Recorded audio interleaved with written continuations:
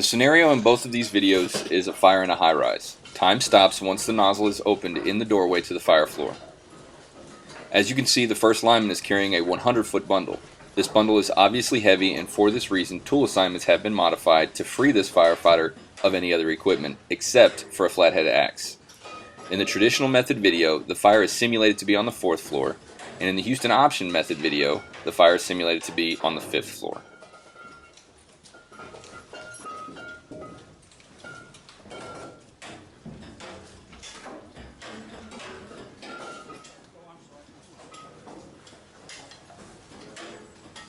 In just a moment, you'll notice that the captain drops an orange bag on the floor. This bag contains a pre-connected water thief and pigtail. There is some debate about employing the water thief, and it is thus at the discretion of the district chief as to whether or not it will be used.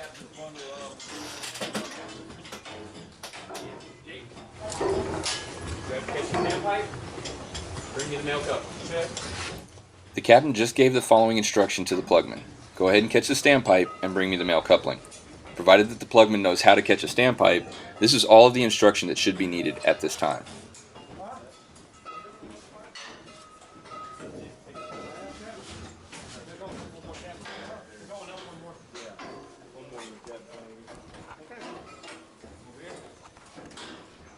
You can now see the captain's bundle on the floor to the right, and you can also see the captain assisting the first lineman with removing the straps from his bundle.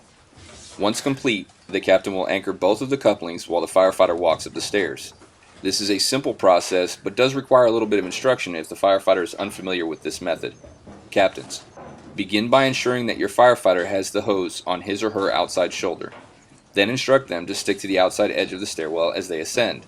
They should not push the hose off of the back of their shoulder, and they should also not allow the hose to roll off the side of the shoulder. It must deploy by being pulled off the back. Once they have reached the end of the hose, they will return to the fire floor, pushing the hose in the stairwell up against the outside walls. Notice that the captain is waiting for the first lineman to return, and for the plugman to bring up the coupling from the standpipe. This time waiting is a huge benefit to the Houston option over the other methods, because it is actually time that can be used to assess the environment and determine the best method of attack. From the 1 minute and 53 second mark to the 3 minute and 13 second mark, a full minute and 20 seconds, the captain is free to assess his environment. In other methods, the captain's first look at the IDLH is as he initiates the fire attack and commits to the fire floor, whereas with the Houston option, the captain can feel the door to the fire floor for heat and even crack the door to get an idea of what awaits on the other side while the attack line is still being deployed. Complete our hookup. Be ready to advance on the fire.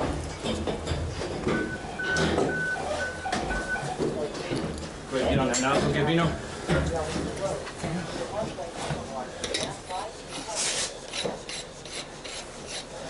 Head back downstairs, and on my word, charge the line. The captain instructs the plugman to head back downstairs, and on his word, charge the line. The plugman returns to the standpipe and charges the line once instructed to do so. He also is expected to monitor the pressure gauge to ensure that the fire attack group is receiving adequate but not dangerous pressures.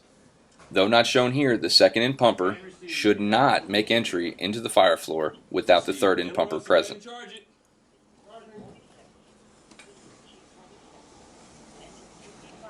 Now, if you were watching closely, you noticed that only 150 feet of 2.5-inch hose has been deployed. This was intentional and will be discussed in the upcoming slides.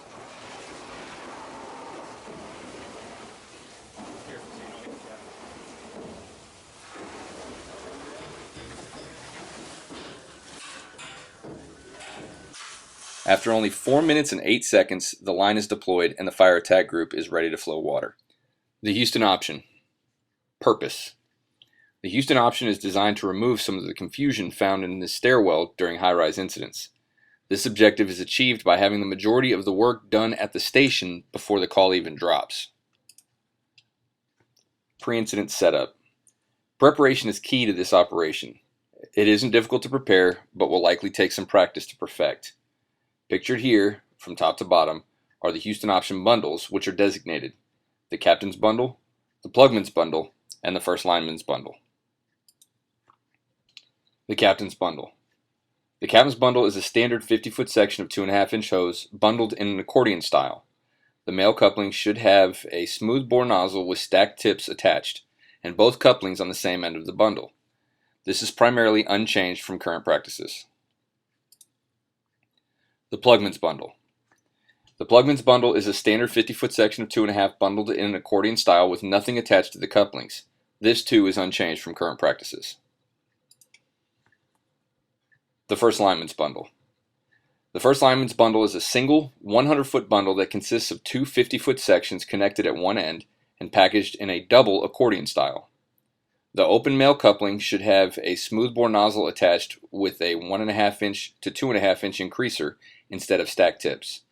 Care should be taken when packaging this bundle to ensure that the ends of the Velcro straps are not on the underside of the bundle when carried. Responsibilities. As the various names imply, each person on a single crew will typically be carrying one bundle apiece. Each person will have a task that they are responsible for, and the captain will have the responsibility to ensure that the members of his or her crew properly complete their part before committing themselves and their crew to the IDLH. Responsibilities. Plugman. The plugman will be responsible to carry the plugman's bundle as well as the bag containing the high-rise connections to perform the standpipe hookup. He or she will be expected to perform a standard standpipe hookup on the floor below the fire. After this task is complete, the plugman will flake out his or her respective section of hose from the floor below the fire to the fire floor, where the male coupling will be made available to the captain.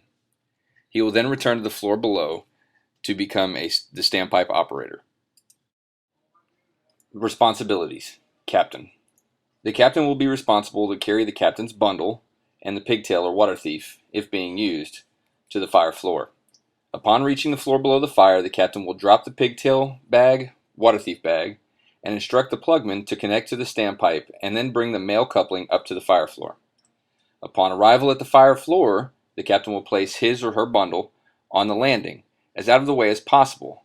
This bundle comprises the option and will be addressed later in this presentation. The captain will then assist the first lineman in undoing the straps on his or her bundle while it remains on the firefighter's outside shoulder. If placed over the air pack, the captain will help move the bundle to the firefighter's shoulder before releasing the straps. The captain will then grasp the two free ends of the bundle, which should be on top and should include the 2.5 inch nozzle with the increaser. At this time, the captain will then instruct the first lineman to advance up the stairs, allowing the hose to feed off the back of his or her shoulder. Also, the captain needs to instruct the firefighter to not allow the hose to roll off of the side of the shoulder or push it off of the shoulder, as these actions will increase the likelihood that the hose will tangle and become difficult to manage once charged. As the firefighter progresses upwards, the captain can then assess the situation on the other side of the door to the fire floor, as well as connect the male coupling from the floor below to the female coupling from the first lineman's bundle. At this time, 150 feet of 2.5 inch hose is deployed and ready for fire attack.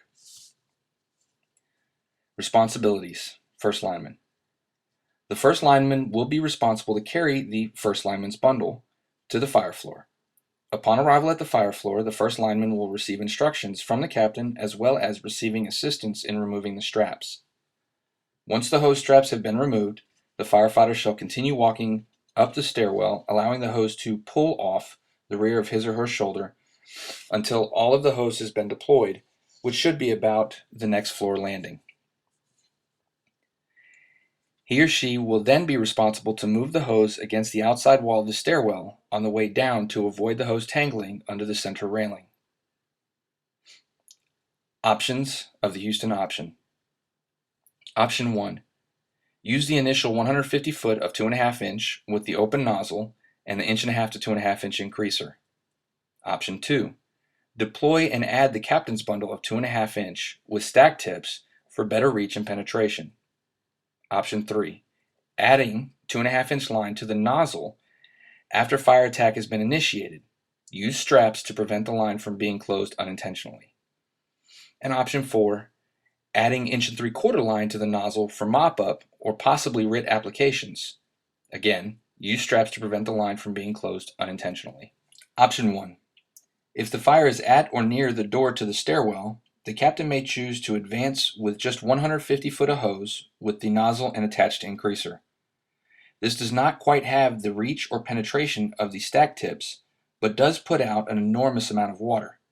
This nozzle arrangement produces a good stream of 40 to 50 feet at 50 psi nozzle pressure and approximately 440 GPMs.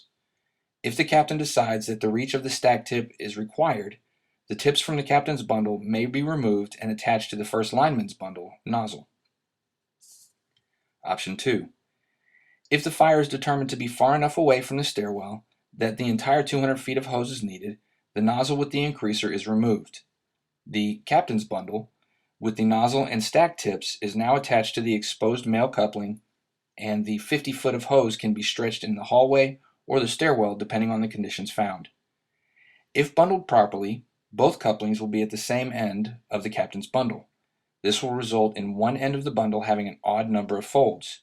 The center fold can be pulled up or down the stairwell 25 feet to stretch this final 50-foot bundle. Option 3. If it is determined that there is fire near the door and further away, the initial attack can be made with the 150 foot and the nozzle with the increaser. Then when the hose runs out, simply shut off the nozzle and add the remaining 50-foot section. Then reopen the first nozzle to charge the remaining 50 feet. If this option is chosen, use a Velcro hose strap to lock open the bail of the first nozzle to prevent it from being accidentally closed. This is very important. Option 4. An 1 3/4 line can be added to the nozzle after removing the increaser to be used for overhaul operations, reducing both water damage and firefighter fatigue. In the rare occasion that the RIT team needs more than 150 feet of RIT line, their line may be added to the 2.5 inch in the same fashion as above. This will allow greater maneuverability and less friction loss if more 1 3/4 line were added to the original line. Again, if this option is chosen, use a Velcro hose strap to lock open the bail of the first nozzle to prevent it from being accidentally closed. This is very important. Having seen the comparison of the two methods side by side, it is clear that the Houston option is faster. But is it safer? Its ease reduces confusion amongst all persons involved in the deployment, while allowing the captain an opportunity to genuinely assess the situation at hand before beginning the fire attack. These two benefits do make things safer. Some might point out that the Houston option only initially deploys 150 feet compared to the traditional method's 200 feet. This is true, but if the additional hose is needed, it will only take a quick minute to deploy the last 50-foot captain's bundle by grabbing the middle loop of the bundle and pulling it out. Then attach the captain's bundle to the 150 feet of already deployed line. This consistently has been timed to take less than 1 minute, still well below the 12 minutes needed to deploy the traditional method. In closing, I would like to again reiterate some of the benefits that we gain from this new deployment method. As you saw in the video, we were deployed and ready to advance onto the 5th floor in 4 minutes. The traditional method, which was executed in the video by a captain and crew familiar with it, took about 12 minutes to be ready to advance onto the 4th floor. The traditional method is certainly a good method. However, saving 8 minutes, easing deployment for both the firefighters and the captains, and reducing the confusion that often accompanies these complex high-rise incidents, without sacrificing time or safety, make it worth implementing a change in tactics. Add to it that fewer members are required to achieve the same objective. Add to it that the Houston option is so simple, fill-ins and personnel unfamiliar with the method can be taught by a knowledgeable captain on the fly. Add to it that the hose engine crew can deploy the hose line without the need to await the arrival of the 2nd Fire Attack Group pumper crew. And finally, add to it an ability to rapidly adapt the Fire Attack Group's tactics and hose lengths to the situation that is encountered without compromising safety. And again, you have a method that warrants the implementation of new tactics. Any questions can be directed to Captain McAllister, Station 60C, or District Chief Schleter, Station 28C. Thank you, and be safe.